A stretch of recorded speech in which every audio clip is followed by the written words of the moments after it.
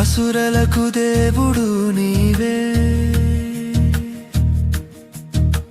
సురులకు పతివి నీవే,